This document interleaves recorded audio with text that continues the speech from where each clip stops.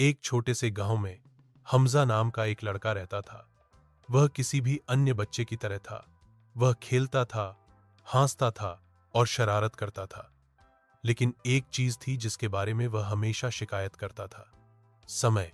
उसे लगा कि समय चलता है, ओ तेज। उसके पास कभी भी अपना होमवर्क पूरा करने या अपने दोस्तों के साथ खेलने के लिए पर्याप्त घंटे नहीं थे। एक दिन गांव के पास एक पुराने कबाड़खाने की खोज करते समय हमजा ने एक अजीब दिखने वाली सुनहरी घड़ी की खोज की। इसमें एक चमकता नीला बटन और उसके अंदर चमकता एक छोटा तारा। जिज्ञासा से उसने नीले बटन को दबाया। अचानक सब कुछ रुक गया। हवा रुक गई, पक्षी हवा में जम गए, यहां तक कि पत्ते भी रुक गए। स्टलिंग। हमजा ने एक समय रोकने वाली घड़ी पाई थी। शुरू में वह बहुत खुश था। अब वह परीक्षाओं के दौरान धोखा दे सकता था, अपने सभी खेल खत्म कर सकता था और घड़ी की टिक टिक के बिना कुछ भी कर सकता था।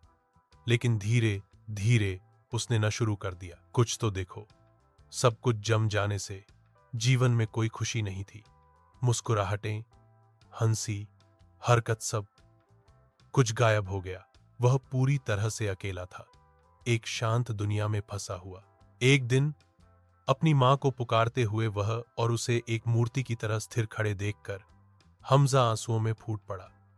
उसने घड़ी जमीन पर फेंक दी। तत्काल सब कुछ फिर से जीवित हो गया। हमजा ने महसूस किया, भले ही मैं समय रोक सकता हूं, जीवन यह तभी वास्तविक लगता है जब यह आगे बढ़ता है।